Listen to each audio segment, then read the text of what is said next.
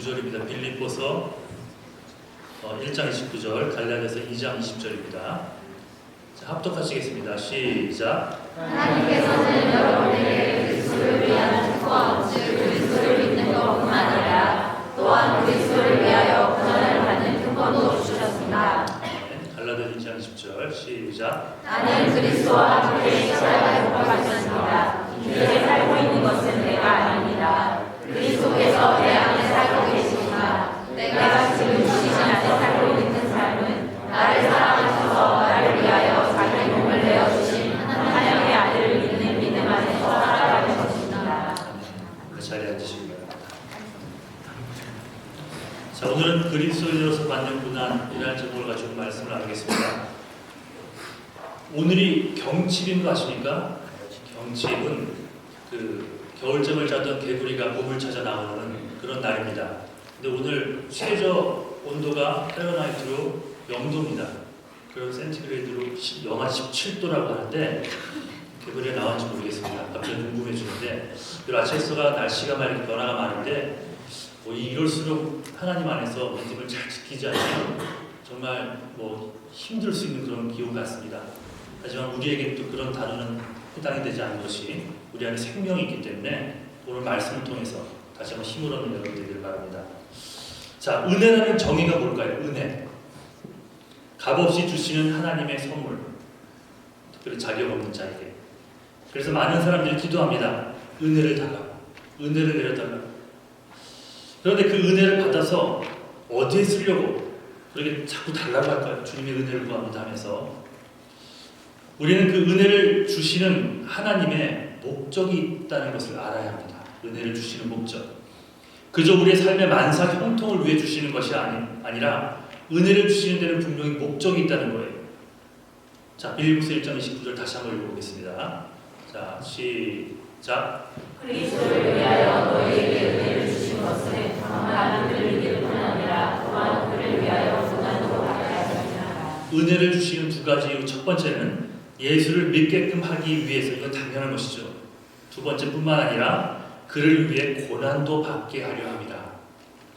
고난을 받는 게 목적이 아니라 사실은 고난을 당하는데 그 당하는 고난을 이기게 하기 위해서 이 은혜를 허락하신다는 의미입니다. 자, 그 은혜를 어디에 사용해야 된다고요? 믿음을 세우는 데와 고난을 이기는 데 사용해야 한다는 겁니다. 자, 그래서 첫 번째로 은혜가 임하게 되면 여러분 믿음이 세워집니다. 예수가 그리스도로 믿어지는 것 그 자체가 은혜라는 거예요. 참 똑똑한 사람이 있습니다. 저 정도 이성을 가진 사람이라면 복음을 받아들일 거야 라고 생각하지만 세상을 보니까 참 도무지 믿지 않는 사람들이 많습니다.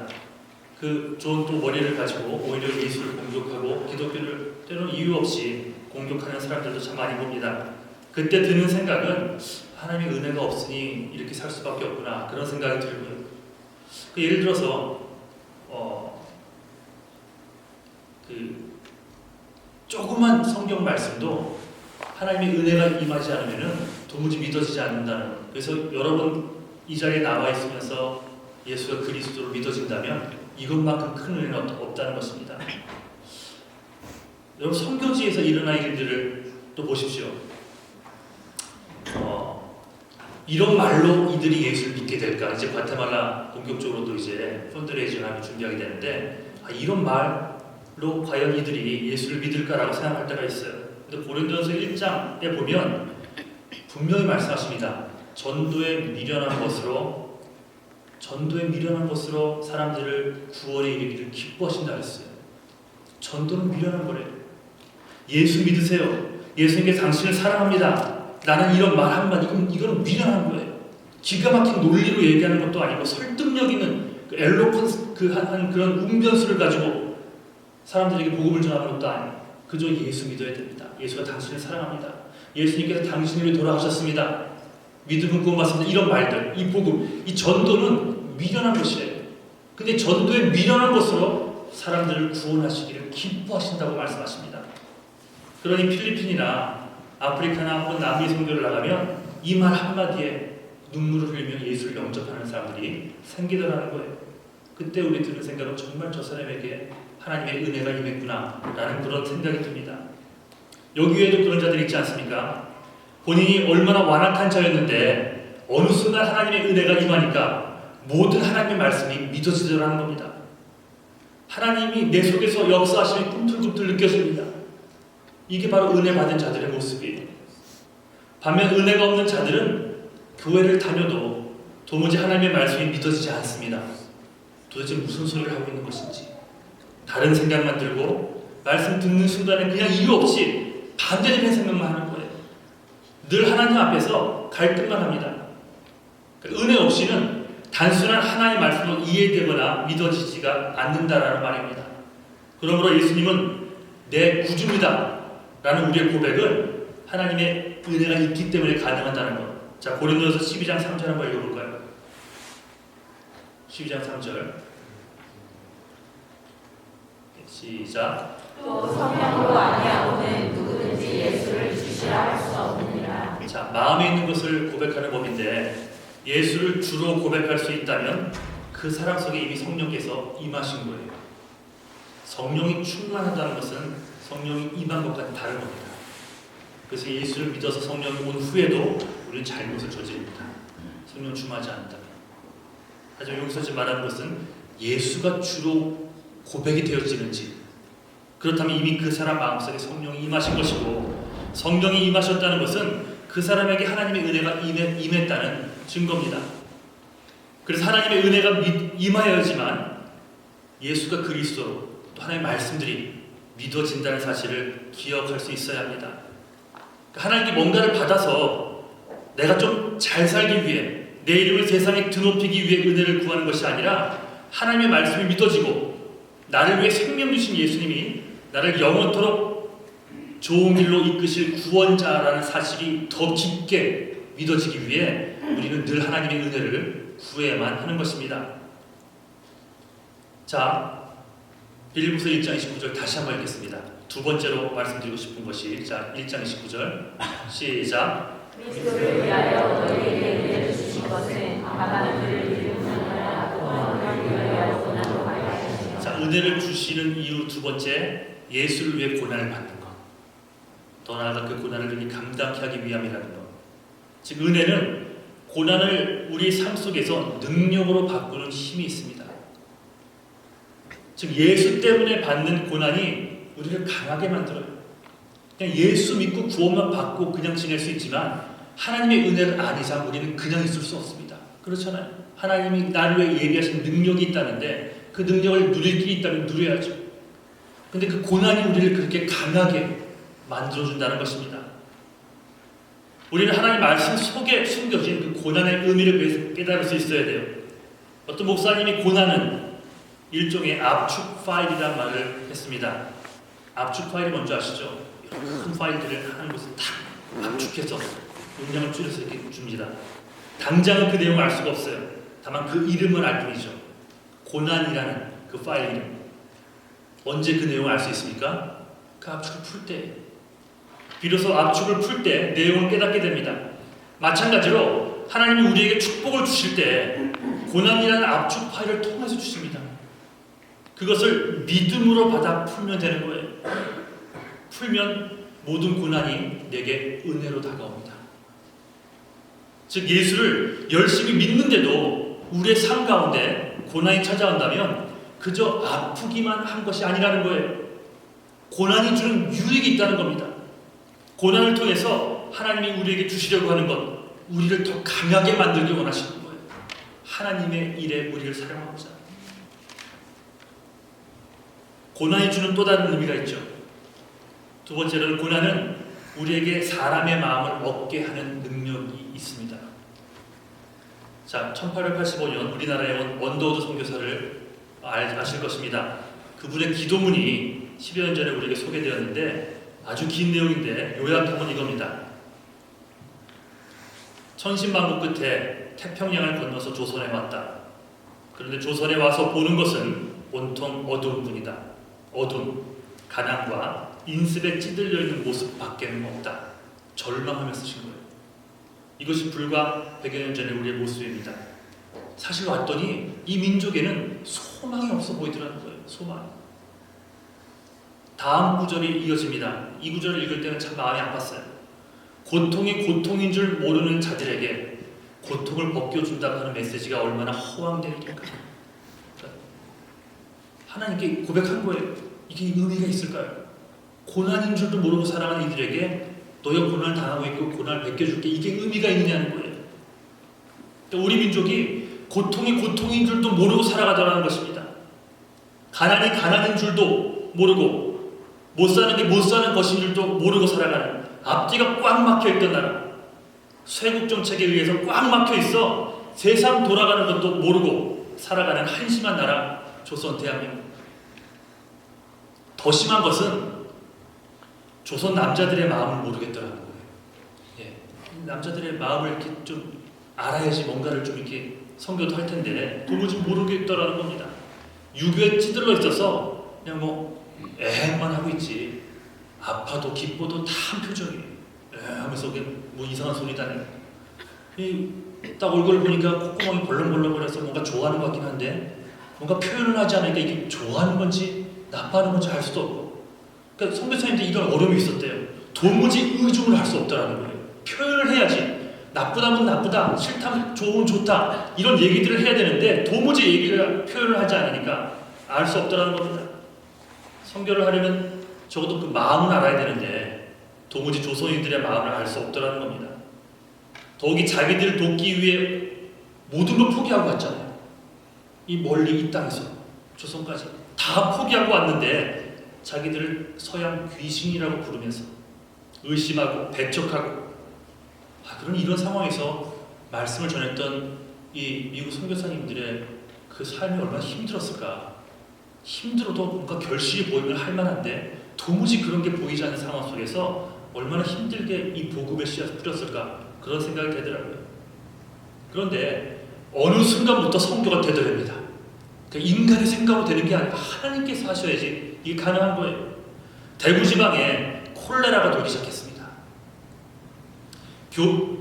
당시 콜레라가 돌면 그 일대는 다 죽었습니다.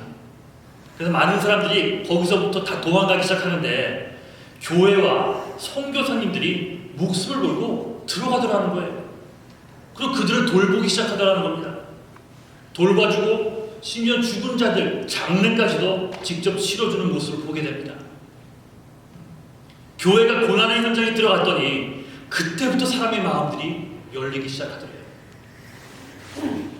경북 의성 지역이었는데 대체로 그 지역은 예수를 안 믿는 지역인데 콜레라가 생겼던 그 지방만큼은 교회가 굉장히 많이 섰다고 합니다. 이유는 다른 게 아니에요.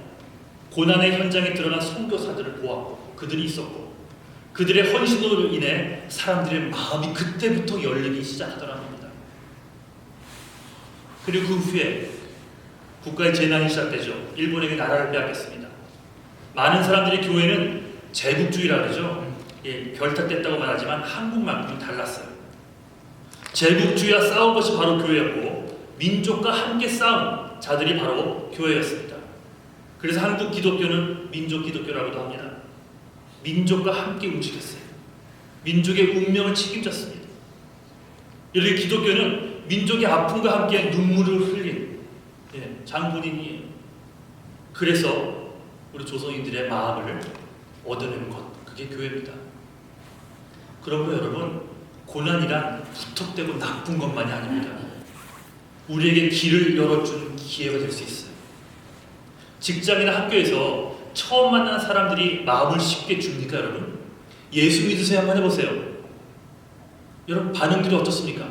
고마워 나한테 복음을 전해줘서, 그렇게 나옵니까? 쉽게 문을 안 열어줍니다. 기독교인이라고 더 거부하는 거 아세요? 제가 벨리라고 하는 그런 그 피팅 센터에 오래전에 한 2달 간 적이 있어요. 누가 그걸 티켓을 줘가지고 갔는데 새벽 기도를 마치고 가니까 한 7시 한 30분 정도에 정확히 그 시간에만 오는 그 나이가 작은 덩치 큰 아저씨 한 분이 계세요. 뭐 한국 사람들은 모르는 사람 인사를 안 하는데 여기는 만나면 인사하잖아요. Hi, hello, how is it going? 그렇게 얘기하면 처음엔 저는 답을 해야 되는 줄 알았어요. 그냥 하는 말인데 How is it going 하면은 I'm fine, thank you, and you 이렇게 물어보고 이렇게 쳐다보고 그냥 지나가. 아무튼 그런 간단한 인사들을 한단 말이에요. 계속 하는 거 한 달 동안. 하나님이 이 사람에게 복음을 전하는 건가? 이게 마음이 불편한 마음이 생겼어요. 그래서 제가 한 번은 벤치프레스에 딱 앉아있는데 그분 옆에 앉더라고요, 마침. 그래서 물어봤어요. Do you believe in Jesus Christ? Do you go to church? 얘기했어요. 딱 두 마디만 했거든요. 날 딱 보더니, 째려보더니 그렇게 선했던 아저씨가 막 얘기하는 거예요. 예수 믿으라고? 내가 내 와이프 따라서 MCC 앞에 있는 교회 한번 나가봤는데 그 첫 번째 설교가 뭐였는 줄 아냐? 나보고 죄인이라 그랬다는 거예요. 아니, 그분한테 죄인이라 그랬겠어요? 우리가 죄인이라 그랬겠지? 그러면서 얘기 막 일정 연설을 하는 거예요. 나는 건널목 하나 건너는 것 신호 오겨본 적이 없다는 거예요. 나는 정직하게 살았고 구제도 하고 나는 하나님 앞에서 신이 있다면 그 하나님 앞에서 선한 삶을 살았다는 너희들 크리스찬들은 늘 싸우고 위선적이고 그러지 않냐 할 말이 없더라고요. 그냥 별 말 한 게 아니거든요. Do you believe in Jesus Christ? 했더니 거의 한 7, 8분을 내가 훈계를 들은 것 같아요. 그래서 헤어지면서도 그래도 예수 믿어야 돼 했더니 막 이러면서 가더라고요. 그 다음부터도 인사를 했는데 가까이 안 와요. 여러분 기독교인이라고 하면 더 거부하는 거 아세요, 여러분? 예수 전하라고 복음을 전하면 마음을 처음부터 열어주는 줄 아세요? 안 그럽니다. 그러니 그들의 마음을 얻기 위해서 우리가 어떻게 살아야겠습니까? 고난의 현장으로 뛰어들어가는 모습이 있어요. 가장 힘든 순간에 함께 해줄 수 있는 결단과 헌신이 있어야 돼요. 예수님이 이 땅에 사신 일이 무엇입니까? 아파하는 자들과 함께 한 거예요. 함께. 하늘에서 그냥 그래도 회개해, 용서해줄게 이래도 되셨을 텐데 이 땅에 굳이 내려오셔서 인간이 당할 수 있는 아픔은 다 당하시고 그리고 고통당하는 자들과 함께 해주셨던 거예요. 그래서 예수님의 사랑이 우리에게 다가올 수 있는 거예요. 늘 가난한 자들과 대화하시고 버림받고 신음받는 자들 안으로 들어가서 그들과 함께 먹고 함께 자고 함께 아파하고 온갖 손해를 다 보시면서도 그들을 함께 이렇게 세우지 않았습니까? 더 감사한 것은 죄가 죄인 줄도 모르고 살아가는 인간들이 영적으로 병들어 죽어가는 것을 보다 못해 직접 십자가 형벌을 지시잖아요. 그럴 필요가 없었는데 인간은 자기가 죽어가는 것도 모르는 상황인데 그 상황이 너무 아파 직접 오셔서 우리가 살 길을 열어놓은 분이 바로 예수님이십니다. 예수께서 그렇게 인간의 고통 가운데 함께 하심으로 얻은 것이 뭡니까? 인간의 마음이에요. 마음. 그렇게 함께 아파하셨기 때문에 우리의 마음이 복음이 들어가면 열리기 시작하는 겁니다. 자, 갈라디아서 2장 10절. 자, 시작. 내가 그리스도와 함께 십자가에 못 박혔나니 그런즉 이제는 내가 산 것이 아니고 오직 내 안에 그리스도께서 사신 것이라. 이제 내가 제 가운데 사는 것은 나를 사랑하사 나를 위해 자기 몸을 버리신 하나님의 아들을 믿는 믿음 안에 사는 것이라. 자, 이 고백이 뭡니까? 이제 내가 내 삶의 주인이 아니라 예수 그리스도를 내 삶의 주인으로 모십니다라는 고백이죠. 말 그대로 2000년 전 오신 예수 그리스도, 그분을 예수를 그리스도라고 고백하는 것, 이게 어떻게 가능하다고요? 고난 가운데 함께 하신 예수님의 모습이 있었기 때문입니다. 이제 예수님이 우리에게요, 여러분에게 이렇게 너희도 살라고 하십니다. 입 바른 소리나 잘하는 것이 아니라 이리저리 늘 빠져나가며 진짜 단돈 1불도 손해보려 하지 않는 행동들 말고, 사람들에게 칭찬을 받고 주목을 받고 싶은데 남이 몰라주는 그 헌신을 하기 싫은 것, 그런 거 말고 내가 죽고 예수가 사는 삶을 이제 너희도 하라고 하십니다. 여러분 또한 누군가 가장 힘든 순간에 함께 시간을 들여 있어줘 보십시오. 그럼 분명 그들이 마음을 열 것입니다. 아직 예수를 영접하지 않는다고 할지라도 나를 향해서 마음을 열게 되는 거예요. 그리고 그렇게 얻은 그들 마음속에 내가 믿는 예수 그리스도께서 생명으로 역사하기 시작할 것입니다. 즉 예수 믿는 자들에게 고난이란 마음을 얻는 강력한 도구임을 잊지 마십시오. 그런데 교회 안에서도 보면 이런 사람들이 있습니다. 자기에게 유익이 있는 자들은 항상 옆에 같이 있고 자기와 이해관계가 없다면 모르는 척 넘어가는 모습들이 이 교회 안에도 있다는 것입니다. 이런 자들은 혹 스스로 지혜롭다고 생각할지 모르나 사람들은 다 알죠. 입으로만 사랑하는지 아니면 정말 나를 사랑해서 이렇게 관심을 쏟는 것인지. 그러니까 이런 종류의 사람들은 다른 사람과 껍데기 관계밖에는 나누지 못합니다. 나중에 외로워져. 그런 사람 주변에는 아무도 남지 않을 것입니다. 그러나 하나님이 허락하신 내게 허락하신 고난이 뭔지를 알고 한 명의 영혼이라도 살리기 위해서 그 고난 속에 뛰어들 수 있는 사람은 어디를 가나 무엇보다 그 사람들의 마음을 얻을 수 있습니다. 그러니 하나님, 저 사람의 마음 좀 주세요. 복음 전하게. 그렇게 기도만 하지 말고 그 사람이 당한 아픔이 뭔지 들으십시오. 그 사람이 힘들어하는 그 고난의 현장, 그 현장 속에 들어가십시오. 함께 아파해 보시고, 함께 슬퍼도 해보시고, 함께 눈물도 흘려보십시오. 그러면 그들의 마음을 얻게 된다는 거예요. 그렇게 되면 이제 하나님의 복음을 능력 있게 전할 수 있게 되는 것입니다. 내 주변에 힘들어하는 사람 있습니까? 그게 남편일 수 있고 아내일 수도 있고요. 그렇죠? 그게 룸메이트일 수도 있고 부모, 자식, 주변의 형제들, 친구들. 내 주변에서 힘들어하는 사람의 고난 속에 함께 들어가 그들의 마음을 얻어보십시오. 그리고 그곳에 복음, 예수 그리스도를 심는 여러분 모두가 되시기를 주님의 이름으로 간절히 축원합니다. 한 가지만 더 말씀드리겠습니다. 그런 고난의 현장에 들어가잖아요. 고난의 현장에 들어가면 비로소 누구의 마음을 알 수 있는 줄 아세요? 하나님의 마음을 알 수 있게 됩니다. 아버지의 마음. 아버지, 당신의 마음이 있는 곳에 나의 마음이 있기를 원해요. 이 찬송 아시죠? 하나님 마음이 있는 곳에 내 마음이 있기를 원합니다. 당신의 눈이 향한 곳에 나도. 이런 고백이 가능해지는 거예요. 이 가사의 핵심이 고난의 현장 속에 들어가 보니까 그 잃어버린 한 영혼 놓고 안타까워하시는 하나님 아버지의 마음을 알겠더라는 거예요. 선교나 전도가 쉽지 않습니다. 때로는 그 말씀 때문에 고난도 당합니다. 그런데 그때 우리에게 주어지는 첫 번째 유익이 무엇이냐? 이제야 아버지 당신의 마음을 알겠습니다.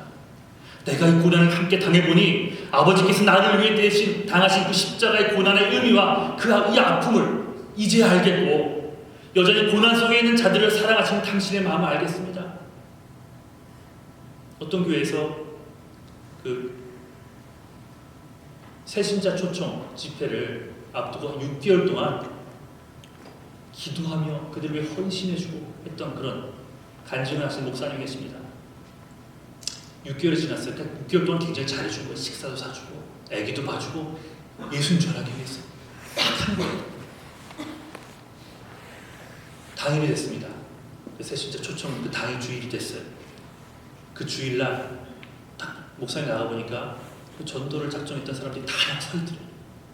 그래서 차를 타고 내리는 사람이 자기가 놓고 기도했던 사람이라면 그 손을 잡고 너무 기뻐서 이렇게 본당 안으로 들어오는데 예배가 시작하면서까지도 그 자리에 못 드는 사람들 안 온 거죠.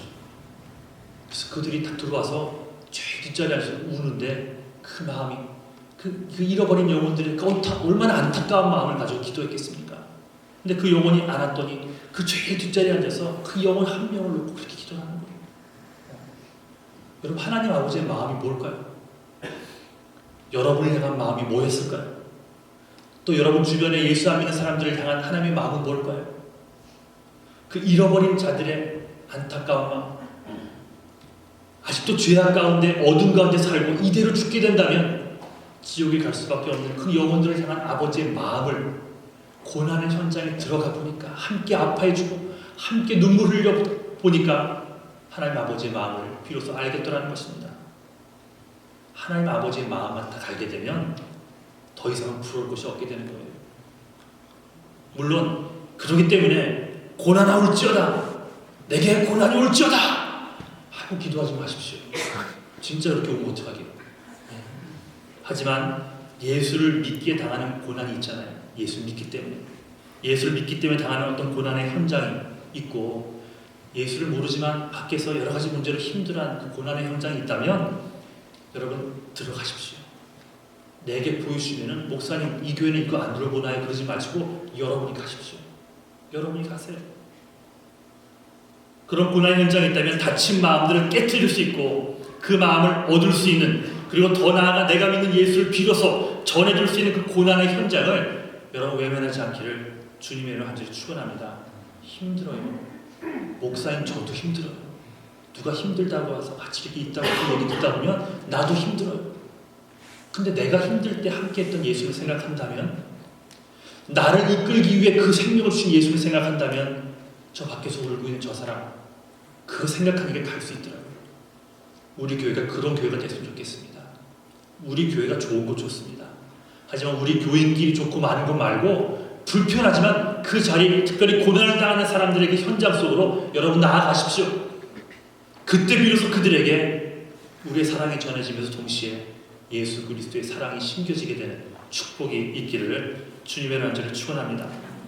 편한 자리, 편한 사람, 편한 환경만 찾아다니면서 때로는 나는 외로워, 나는 깨끗해, 나는 저들과 달라 하는 어리석은 사람들이 되지 말고, 언제나 하나님이 내게 보여주시고 허락하시는 고난의 현장 가운데서 수많은 잃어버린 영혼들의 마음을 얻는, 그래서 복음까지도 전할 수 있는 주님의 신실한 자녀들이 모두 되기를 주님의 간절히 축원합니다. 자, 우리 자리에서 한번 일어나 보겠습니다. 찬양단 나오시고